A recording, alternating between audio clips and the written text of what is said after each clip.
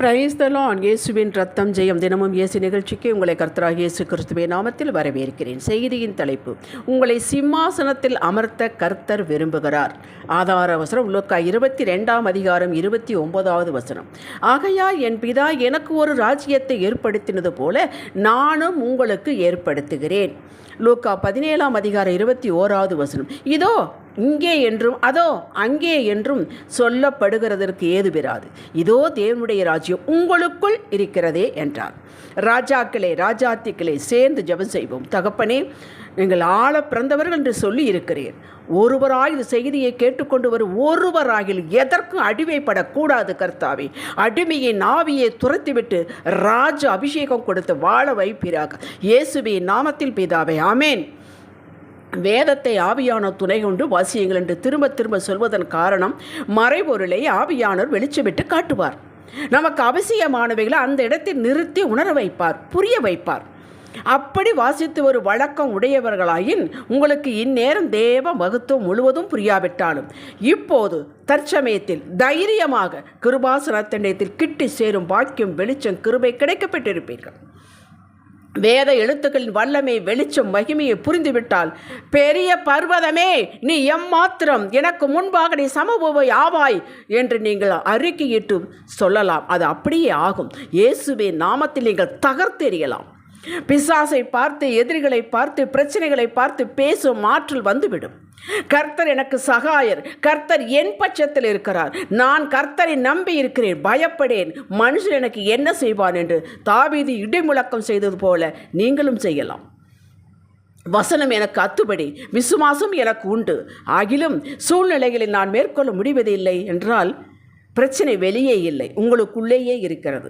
கிறிஸ்துவுக்குள் நீங்கள் யார், என்ன உறவு, என்ன உரிமை, இந்த பூமியில் எதற்காக என்னை அழைத்திருக்கிறார் என்பதை நிதானமாக யோசித்து ஆவியான துணை கொண்டு வேதத்தை ஆராய்ந்து பார்ப்பீர்கள் என்றால் பொக்கிஷம் கிடைக்கும். பின் வாழ்நாள் எதற்கெடுத்தாலும் தொய்ந்து போய் விரக்தியாய் உங்களை நீங்களே தனித்து இருத்து கொள்ள மாட்டீர்கள். இந்த செய்தியை தொடர்ந்து கேட்டு வாருங்கள். புரிந்தாலும் சரி, புரியாவிட்டாலும் சரி, பிடித்தாலும் சரி, பிடிக்காவிட்டாலும் சரி, தொடருங்கள். குறிப்பிட்ட காலத்திற்கு பின் நீங்கள் புதிய உருமாற்றம், நல்ல மாற்றம் அடைந்திருப்பதை காண முடியும். வாழ ஆரம்பித்து விடுவீர்கள். இதை இந்த செய்திக்கு அட்வர்டைஸ்மெண்ட்டாக நான் சொல்லவில்லை. என்னுடைய வாஞ்சை, ஜெபம் இதுதான். அடைந்தே தீர்வீர்கள். அப்படி ஒரு நல்ல ரிசல்ட் இந்த செய்தியின் மூலம் கிடைக்கவில்லை என்றால், வரவில்லை என்றால் எதற்கு இந்த ஊழியம்? இப்படித்தான் நான் ஆண்டவரோடு கேட்பேன். இருக்கட்டும். யோவான் சுவிசேஷம் கொஞ்சம் வித்தியாசமானது. பிதா, குமாரன், பரிசுத்த ஆவியார் திருத்துவத்தின் தாக்கம் ஒரு தனிப்பட்ட விசுவாசியை பாதிக்கிறது. அது சரியாக வாசிக்கும் பொழுது, தியானத்தோடு வாசிக்கும் பொழுது சிந்தனை, பேச்சு, செயல், யோசிக்கும் திறனை பாதிக்கிறது. இயேசு அடிக்கடி நானும் என் பிதாவும் ஒன்றாயிருக்கிறோம், அப்படி நீங்களும் என்னிலும் என் வார்த்தை உங்களிலும் நிலைத்திருந்தால் நீங்கள் கேட்டுக்கொள்வது ஏதுவோ அது செய்யப்படும் என்றார். ஒன்றாயிருப்பது பற்றி, ஒரு மனத்தை பற்றி அற்புத வாக்கியங்கள் யோவான் சுவிசேஷத்தில் காணலாம். இந்த ஒரு மனம் ஒன்றாயிருப்பது மிக மிக அவசியம். யாரோடு குடும்பத்தில் ஒரு மனம் வேண்டும், அதற்கு முன்பாக உங்களுக்குள்ளே ஒரு மனம் வேண்டும். முழு மனதோடு, முழு இருதயத்தோடு, முழு பலத்தோடு நாம் ஆண்டவரை துதிக்க வேண்டும், அன்பு செலுத்த வேண்டும், கீழ்ப்படிய வேண்டும். அந்த முழுமை உங்களுக்குள் வர வேண்டும். அது வெளியிலிருந்து வராது, நீங்கள் தான் அதை பண்ண வேண்டும். பிதா பூமிக்கு இயேசுவை அனுப்பும்போது ஒரு சரீரத்தை மட்டும் கொடுத்து அனுப்பவில்லை. மனுஷகுமாரனுக்கு பாவத்தை மன்னிக்கும் வல்லமை, குணமாக்கும் ஆற்றல், பிசாசின் பிடியிலிருந்து விடுதலையாக்கும்படி பலவீனர்களுக்கு பலன் கொடுப்பது, தரித்திரத்திற்கு சுவிசேஷம் அறிவிப்பது, இவற்றை ஏசாயா 53 சுவிசேஷ புத்தகங்களின் இத்தனை அதிகாரம் கொடுத்து தான் அனுப்பினார். சரி, நமக்கு இன்று என்ன? இயேசுவுக்கு எப்படி ஒரு ராஜ அந்தஸ்து கொடுத்து வல்லமையை கட்டவிழ்த்து விட உரிமையை கொடுத்திருந்தாரோ அதே போலத்தான் நமக்கும் கொடுத்திருக்கிறார். இதை நீ நம்ப வேண்டும். ஒரு பாயிண்டாக எடுத்து எப்படி அவரை போலவே நம்மையும் ஆக்க விரும்புகிறாய் என்பதற்கு கொடுக்கப்பட்டிருக்கிறது. வசனத்தில் கொடுக்கப்பட்ட வசனத்தின் அடிப்படையில் விளக்க ஆசை நேரம் இல்லை. இயேசு முதற் பலனானவர், இயேசு முதற் பேரானவர். நாம் அதற்கு அடுத்து, அவ்வளவுதான். அவர் இருக்க அந்த மேலான ஸ்தானத்தை நமக்கும் கொடுத்திருக்கிறார். ஆனால் நம்ம இங்கே இருக்கிறோமே, அந்த இடத்தை கொடுத்திருக்கிறார் என்றால் நாம் இங்கே இருக்கிறோமே. நமக்கு சரீரம் கொடுக்கப்பட்டிருக்கிறது. இந்த பூமியிலே சாட்சியாக வாழ்ந்து தேவ ராஜ்யத்திற்கு சாட்சியாக இருக்க வேண்டும் என்பதற்காக நமக்கு ஒரு ராஜ்யத்தை, அதாவது நம்மை ராஜாக்களாக, ஆசாரியர்களாக மாற்றியதும் அன்றி அதற்குண்டான அந்தஸ்து, வல்லமை, கிருபையை கொடுத்துத்தான் இந்த பூமியில் வைத்திருக்கிறார்.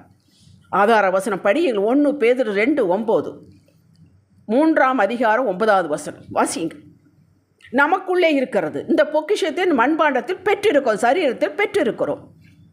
நாம் சும்மா நம்மளை அனுப்பவில்லை. பரிசுத்த ஆவியால் நிரப்பி இருக்கிறார். காலைதோறும் புத்தம் இது கிருபை கொடுக்கிறார். நன்மை தீமை என்று கற்றுக் கொடுத்திருக்கிறார்.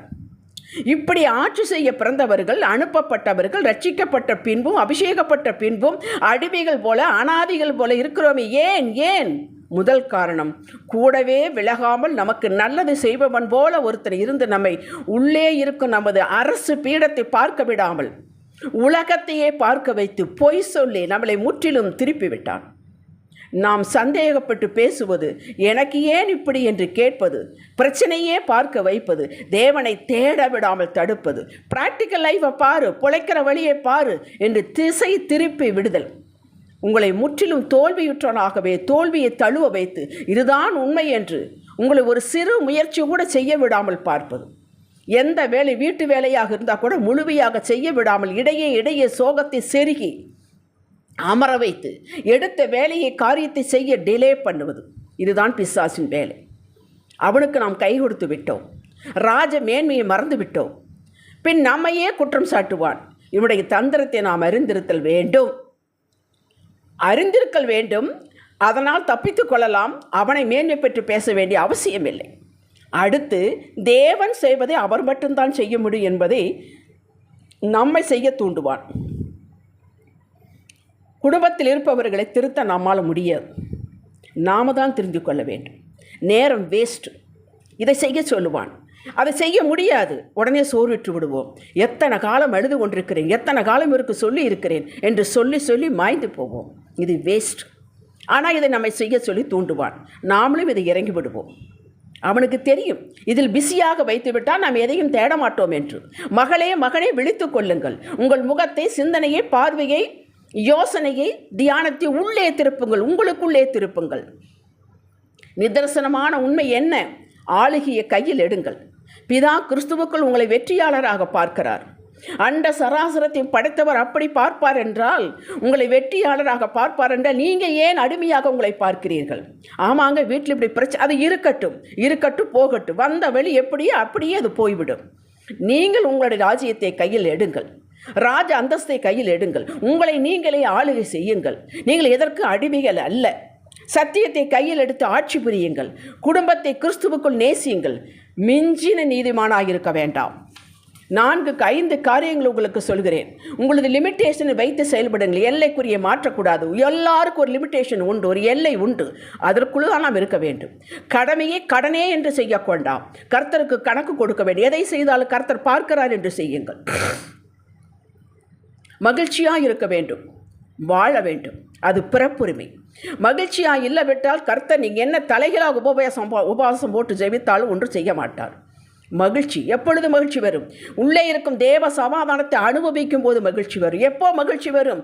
கர்த்தர் எல்லா காரியத்தையும் செய்வார் என்ற அந்த நிச்சயத்தன்மை வரும் பொழுது மகிழ்ச்சி வரும். இது யாருக்கும் விட்டு கொடுக்க வேண்டாம். வீட்டு சூழ்நிலைகளை பொறுத்து உங்களுடைய ஸ்ட்ராட்டஜியை மாற்றாதீர்கள். அது வரும், போகும், ஏறும், இறங்கும், அப்படியே இருக்கட்டும். தேவ சமாதானம் முழுமையானது. கர்த்தர் முழுமையானவர். அவர் அன்பு முழுமையானது. முழுமையை உங்களுக்கு கொடுத்திருக்கிறார். அந்த முழுமையை நீங்கள் அனுபவியுங்கள். யோவான் 2:5 4வது பாயிண்ட். அவர் உங்களுக்கு என்ன சொல்கிறாரோ அதன்படி செய்யுங்கள். ஆவியானவர் என்ன உணர்த்துகிறாரோ அதன்படி அப்படியே கீழ்ப்படியுங்கள். 5, நீங்கள் மாறிக்கொண்டே அற்புத மாற்றத்தை எதிர்பாருங்கள். நீங்கள் உள்ளே மாற வேண்டும். தினமும் மாற வேண்டும். நல்ல மாற்றத்துக்கு நேராக வாங்கள். ஆண்டவருக்கு நேராக கரை எடுத்து வையுங்கள். ராஜாக்கள் ராஜாத்தி என்று ஆட்சி புரியுங்கள். அதே சமயத்தில் உங்கள் சூழ்நிலைகளெல்லாம் அற்புதமாக மாற வேண்டும். இப்படித்தான் இருக்க வேண்டும் என்று எதிர்பாருங்கள். பணம், செழிப்பு, ஆரோக்கியம் உங்களை தேடி வரும். அதையும் நீங்கள் ஆளுகை செய்யுங்கள். உங்களுடைய எஸ் ஆகவே இருக்க வேண்டும். நோவாகவே இருக்க வேண்டும். நீங்கள் ராஜாக்கள் ராஜாத்திகள். ஜெபிக்கலாம். தகப்பனே, நீர் என்னை இந்த பூமியிலே உங்கள் தீர்மானத்திற்கு உங்கள் சித்தம் செய்து சுகமாய் வளமாய் வாழ்ந்து சகல அதிகாரத்தையும் பிரயோகப்படுத்தி பிசாசின் ராஜ்யத்தை அழித்து தேவ ராஜ்யத்தை ஸ்தாபிக்கவே என்னை தெரிந்தெடுத்திருக்கிறேன். ராஜ அந்தஸ்து கொடுத்திருக்கிறேன். ஸ்தோத்திரம். உங்களோடு இணைந்து சகலத்தையும் கீழ்ப்படிந்து ஆட்சி செய்து உங்கள் பிள்ளை என்பது உலகத்திற்கு காட்டுவோம். இயேசுவே நாமத்தில் பிதாவே. இன்றைய சிந்தனைக்கு, நீங்கள் ஆள பிறந்தவர்கள், எதற்கு அடிமைகள் அல்ல. ஆமேன். ஹல்லேலூயா.